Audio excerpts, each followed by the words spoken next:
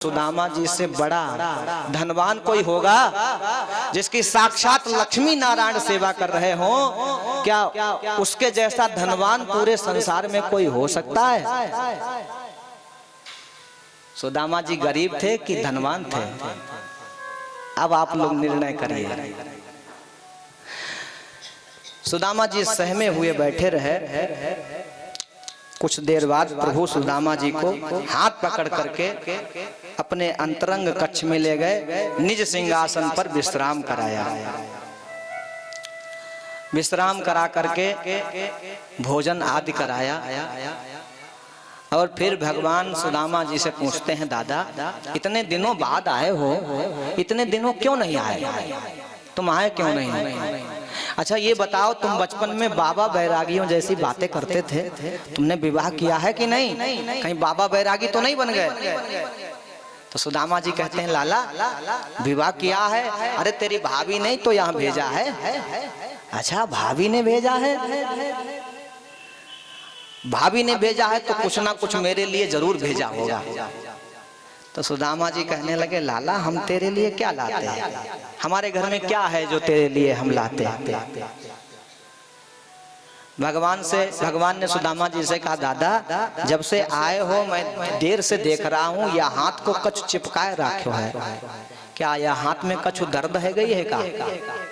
अब वो हाथ में कांख में पोटली बांधे हुए थे सुदामा जी, चिपका करके। सुदामा जी मन में विचार करते थे, ये इतना बड़ा राजा, मैं इसको कच्चे चावल दे दूं, कैसे दे दूं? मेरे पास क्या है, चावल को कैसे दे दूं? तो उस शर्म के मारे सुदामा जी चावल दे नहीं पा रहे थे। भगवान ने कहा, दादा जब से आए हो देख रहा हूँ या हाथ को कच्चे चिपकाए रखो है। कहा या हाथ में कछु दर्द है गई है का?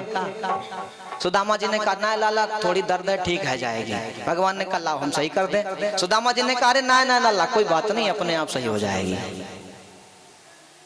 भगवान ने कहा, दादा तुम्हारी बचपन की आदतें अब ना आ गई हैं। क्या मतलब? कहा दादा तुमको बचपन की सब बातें याद हैं? सुदामा जी ने कहा, हाँ लाला सब याद है। कहा एक बार गुरु माता ने हमसे कहा था, हम लोगों से जाओ जाकर के समिधा बीन करके लाओ, और हम आप दोनों लोग समिधा बीनने गए थे। सुदामा जी ने कहा, हाँ लाला सब याद है। और समिधा बीनते बीनते देर हो गई, रात्रि हो गई। तो रात्रि में इतनी जोर की वर्षा हुई, इतनी जोर की ठंडी हो गई। तो कन्हैया ने कहा, दादा अब वो ठंडी में आपके दांत कितनी जोर कटकटा रहे थे? सुदामा जी बोले, अरे राम राम ये तो कछु और ही पोर पट्टी खोर व्यवहारो है। सुदामा जी ने कहा, अरे भैया जाने दे वो दिनों को। देखो सुदामा जी ने चनों को क्यों खाया था, कारण सुनिए। भगवान के हिस्से के चने क्यों खाए थे? एक बार जब प्रभु अध्ययन कर रहे थे गुरुकुल में, तो गुरुकुल के पास कुछ दूर पर एक बूढ़ी माता का घर था, बड़ी निर्धन थी। एक बार उसके घर में कुछ चोर चोरी करने आए। तो चोरों को कुछ तो मिला नहीं, एक पोटली में थोड़े चने पड़े हुए मिल गए। तो चोर चनों को लेकर जाने लगे, भागने लगे। बूढ़ी मैया ने देख लिया तो लाठी लेकर के दौड़ पड़ी। जब चोरों को नहीं पकड़ पाई तो जोर से कहने लगी, जो मेरे इन चनों को खाएगा वो भयंकर गरीब हो जाएगा, निर्धन हो जाएगा। अच्छा जो मन से किसी से कुछ कह देता है, आर्त स्वर में किसी से कुछ कह देता है, वो अक्सर बात सत्य हो जाती है। जो चनों को खाएगा वो अत्यंत गरीब हो जाएगा, निर्धन हो जाएगा। ये बात जब चोरों ने सुनी तो चोरों ने चने को फेंक दिया, डर के मारे चनों को फेंका तो सांदीपनी ऋषि के आश्रम में जाकर के गिरे। वही चनों को उठा करके गुरु माता ने कन्हैया सुदामा जी को दे दिया। सुदामा जी ब्रह्म ज्ञानी थे, सब कुछ जान जाते थे। जैसे ही चने हाथ में आए तो सुदामा जी चने की पूरी घटना जान गए कि जो भी इन चनों को खाएगा वो निर्धन हो जाएगा। तो सुदामा जी ने विचार किया, कन्हैया से बहुत प्रेम करते थे सुदामा। सुदामा जी ने कहा मेरा कान्हा यदि चनों को खा लेगा तो ये निर्धन हो जाएगा और ये मैं कदापि होने नहीं दूंगा। मैं अपने कन्हैया को कभी निर्धन नहीं होने दे सकता। इसलिए भगवान सुदामा जी ने वह चने स्वयं खाए, कन्हैया को नहीं दिए। ये कारण था साहब। ऐसे नहीं प्रभु सुदामा जी की सेवा करने लगे। ऐसे भगवान किसी को नहीं मिलते। मिले ही न रघुपति बिन अनुरागा। एक तो प्रेम होता है, एक अनुराग होता है। पति पत्नी का प्रेम, माता पिता का प्रेम, ये सब प्रेम है साहब। मछली को आप जल से बाहर निकाल दें तो जल के बिना जितनी तड़पती है वो एक जब प्रेम होता है, जो तड़प होती है, वो तड़प यदि भगवान से मिलने की हो जाए तो वो प्रेम अनुराग बन जाता है। तो वैसा प्रेम जब प्रभु से होगा तो प्रभु मिलेंगे। मिले ही न रघुपति बिनु अनुरागा। सुदामा जी ने इसलिए उन चनों को प्रभु को नहीं दिया। सुदामा जी कहने लगे लाला जाने दे वो बचपन के दिनों को। श्याम गयो मुस्काए सुदामा सो, चोरी की बान में हो जो प्रवीणे। आगे चना गुरु मातु दिए, तुम चाव लिए हम हो नहीं दीने। हमको दिए नहीं। और पाछली बान अजो न तजो, तुम तैसे ही भाभी के तंदुल कीन्हे। तुमने पिछली वाली बात अभी नहीं भूले हो, वैसे ही भाभी के चावल तुम कर रहे हो, दे नहीं रहे हो।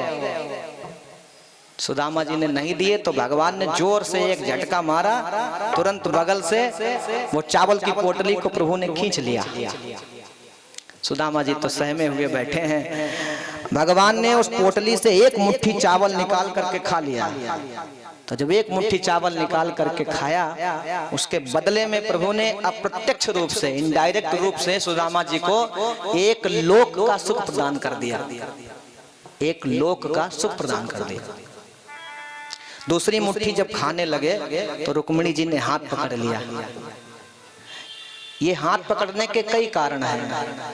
रुक्मिणी जी ने मानो हाथ इसलिए पकड़ा, रुक्मिणी जी कहना चाहती हैं कि प्रभु दूसरी मुट्ठी खा करके क्या स्वयं सुदामा बनना चाहते हैं? अथवा एक कारण ये हो सकता है कि प्रभु ये संत का लाया हुआ, ब्राह्मण का लाया हुआ प्रसाद है, क्या आप अकेले खाएंगे? हम सबको नहीं देंगे? तो भगवान ने रुक्मिणी जी को वो पोटली दे दी, कहा सब पूरे महल में ये प्रसाद का वितरण कर दो। अब तो सुदामा जी से भगवान खूब खैर कुशल पूछते हैं। सुदामा जी कहते हैं लाला ये बता, तेने तो हमारा पूरा परिचय ले लिया, अब तू जरा बता तेने विवाह किया है कि ना? भगवान ने कहा ये जो बार बार आ रही हैं जा रही हैं ना, ये वही हैं। अच्छा ये तेरी पत्नी है, विवाह कर लिया लाला? हाँ दादा विवाह कर लिया। अच्छा बहुत बहुत अच्छी बात है लाला, जुग जुग जीवे। रुक्मिणी जी को आदेश दिया आओ आओ दादा को प्रणाम करो। रुक्मिणी जी आकर के प्रणाम करने लगी, खूब आशीर्वाद दिया। सौभाग्यवती भव, पुत्रवती भव, पति प्रिया भव, खूब आशीर्वाद दिया।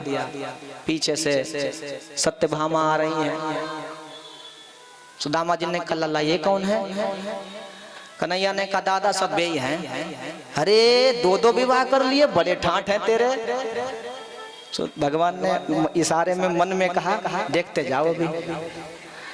तो सत्यभामा आई, पति प्रिया भव, सौभाग्यवती भव, अनेकों आशीर्वाद दे दिए।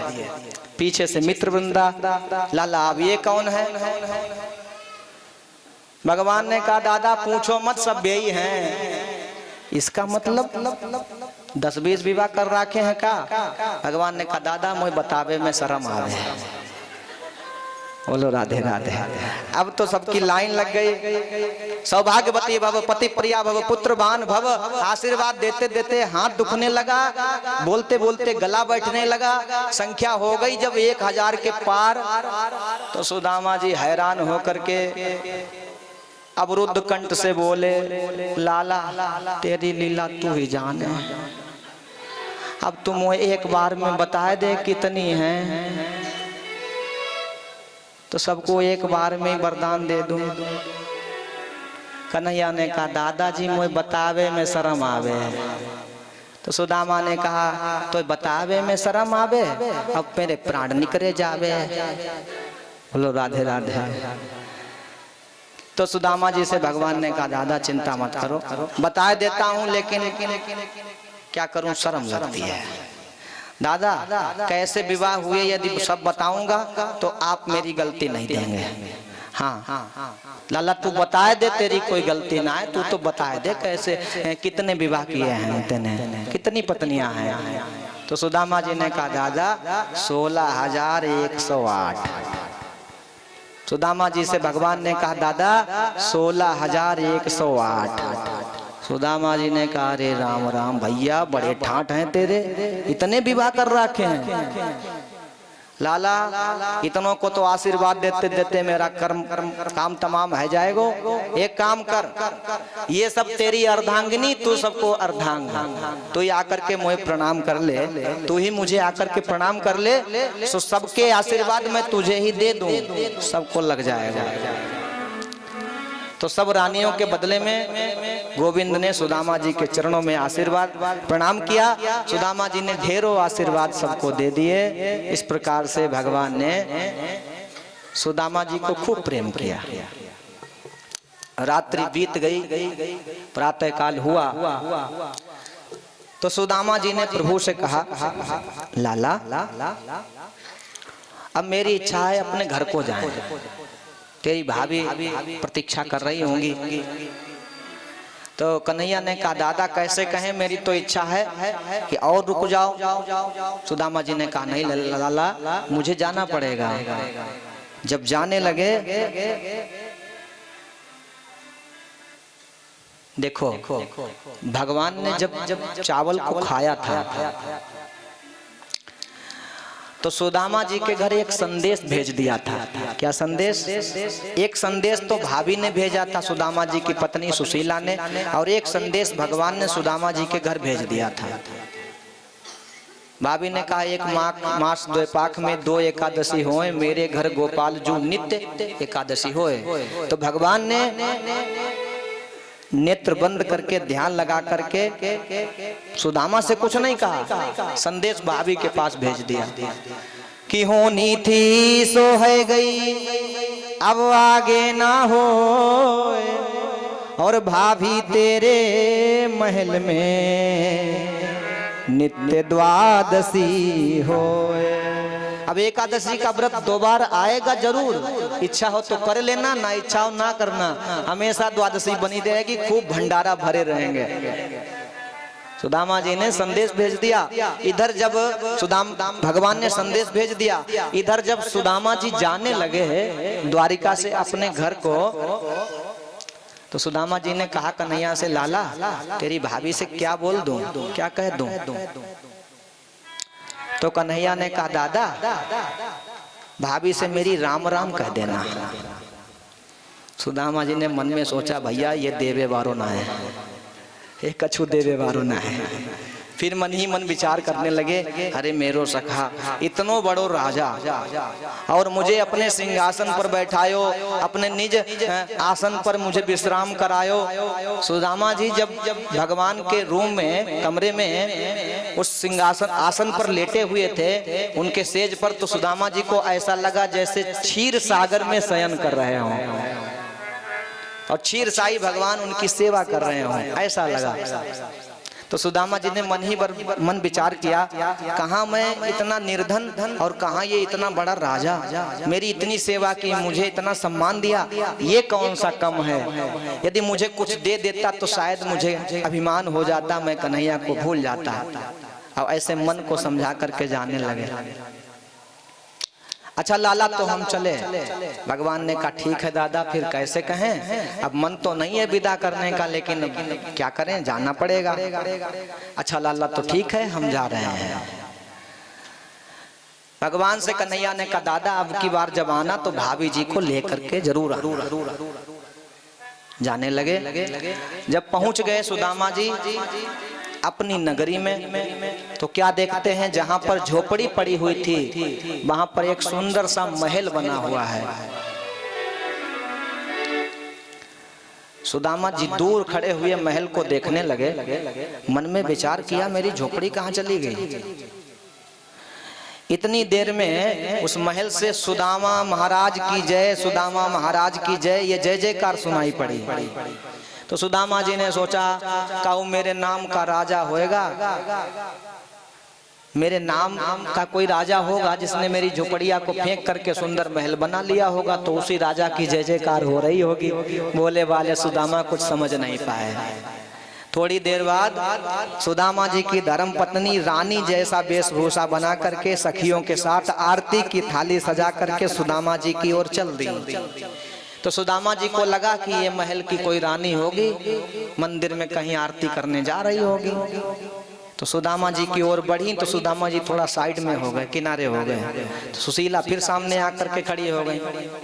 अब जैसे सुशीला जी आरती करने लगी तो सुदामा जी को लगा मेरे से कोई गलती हो गई। हाथ जोड़ करके बोली देवी जी मेरे से क्या गलती हो गई, काहे को मेरी आरती उतार रही हो देवी जी। सुशीला ने कहा बा महाराज ऐसे सखा से मिलने को गए कि मुझे भूल गए। अरे महाराज मैं सुशीला। क्या तू सुशीला, तेरे दो दो चुटीला। अरे ये इतना बड़ा महल, ये सुंदर महल अटारी, ये इतनी सुंदर साड़ी, ये इतने वस्त्राभूषण, इतनी सखियां दास दासियां, ये सब कहां से आए। तो सुदामा जी ने भी ये कहा। तो सुशीला ने कहा महाराज आप जैसे ही गए द्वारिका में तो कुछ नौकर चाकर आए, उन्होंने झोपड़ी को अलग फेंका, सुंदर सा महल बनाया, सोने के खंबे लगा दिए और 56 प्रकार के व्यंजन बना करके तैयार कर दिए। राजसी ठाठ हो गए महाराज, ये सब आपके सखा की करामात है। अब तो सुदामा जी नेत्रों से अश्रु बहाने लगे कि मेरे सखा ने मुझे प्रत्यक्ष में कुछ नहीं दिया, लेकिन अप्रत्यक्ष में मेरे पीछे सब कुछ बना दिया। मंदिर देख करके, महल देख करके सुदामा जी हैरान हो गए। बोलो गोविंद भगवान की जय। इस प्रकार से भगवान ने सुदामा जी का कल्याण किया। अरे मेरे वाके